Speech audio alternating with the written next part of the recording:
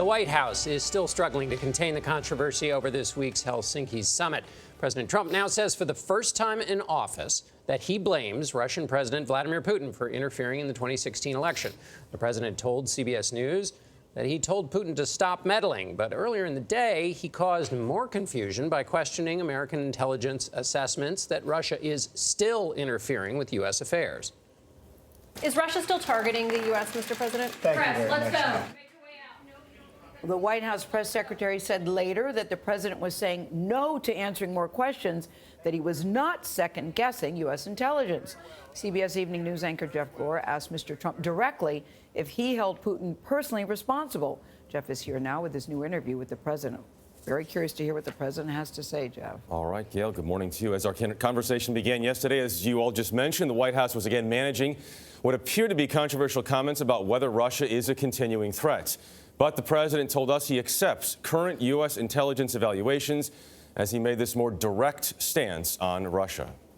You say you agree with U.S. intelligence that Russia meddled in the election in 2016. Yeah, and I've said that before, Jeff. I have said that numerous times before. And I would say that that is true, yeah. But you haven't condemned Putin specifically. Do you hold him personally responsible? Well, I would, because he's in charge of the country, just like I consider myself to be responsible for things that happen in this country. So certainly, as the leader of a country, you would have to hold him responsible, yes. What'd you say to him?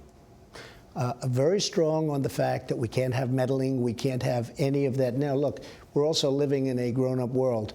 Will a strong statement, President Obama supposedly made a strong statement. Nobody heard it. What they did hear is the statement he made to Putin's very close friend, and that statement was not acceptable. Didn't get very much play, relatively speaking, but that statement was not acceptable. But I let him know we can't have this. We're not going to have it, and that's the way it's going to be.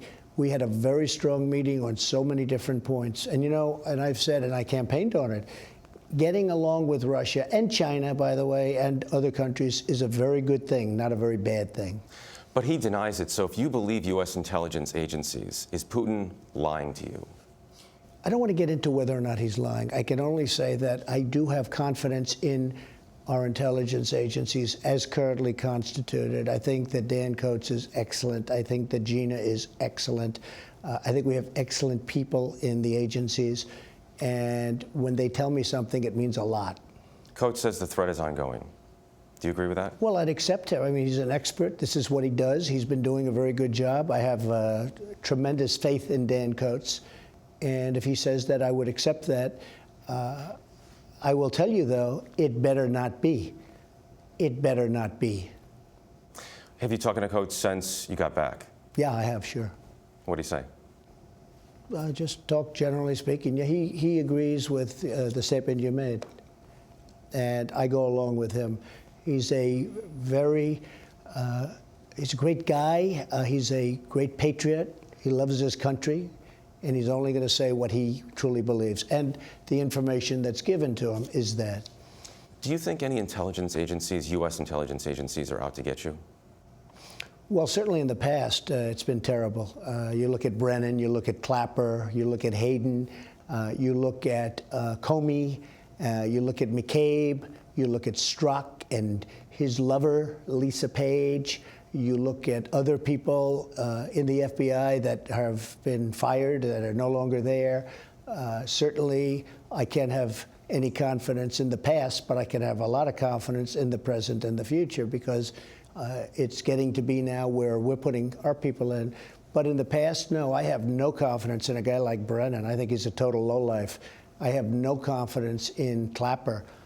Clapper wrote me a beautiful letter when I first went to office, and it was really nice. And then all of a sudden, he's gone haywire because they got to him and they probably got him to say things that maybe he doesn't even mean. But no, I certainly don't have confidence in past people. You look at what's happened. Take a look at all of the shenanigans that have gone on. Very hard to have confidence in that group.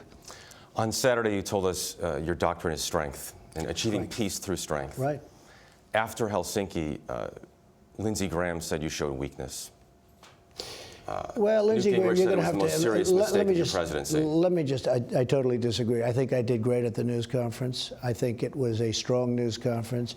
You have people that said you should have gone up to him, you should have walked up and started screaming in his face. We're living in the real world, okay? Nobody's been as tough with Putin as I have. You look at all of the other things that I've done with respect to Russia that nobody else has done, including sanctions, the biggest sanctions ever imposed on Russia. It's just a fake news deal. They love this narrative. Even you're wasting a lot of time talking about Russia. Nobody has been tougher on Putin and on Russia than Donald Trump. It is top of mind. That's why we asked about it. The president also spoke about the 2020 election, telling us more about his plans and who his dream opponent would be. We're going to have much more on that, guys, in our next hour.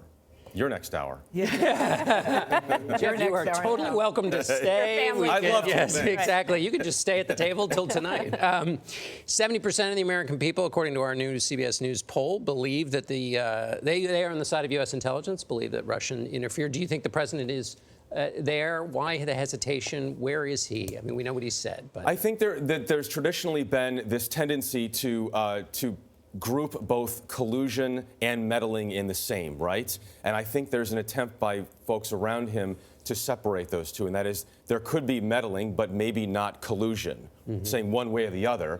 But he made that distinction on Tuesday. He made that distinction again yesterday. it was interesting yesterday that he didn't go into that there was no collusion riff. I mean, he stayed focused on answering your question about what he said to Putin, and when he said it better not be, that was the strongest he's been, I think, so far. Well, I did ask him about the special counsel and whether he'd sit, and the first thing he said about that was no collusion. Okay. Yeah. I've never heard him say why he wanted to have a private meeting to begin with. Did he give you any more details about what was discussed in the private meeting? It seems like we would have eliminated a lot of this conversation if the meeting had been open and people could see exactly what was being said. Now we don't know what to believe. Well, he mentioned three things. He mentioned nuclear weapons, he mentioned Israel, and he mentioned North Korea. I asked him for specifics on some of those. He didn't provide many specifics. The White House has not put a readout out. We may not get one since it was just those two in the room and the translators. But I do think that there is a belief from this president that whether it's Kim Jong-un or Vladimir Putin or someone else, that he wants to be in a room with someone talking to someone. That's right. All right, Jeff, we're going to have more later.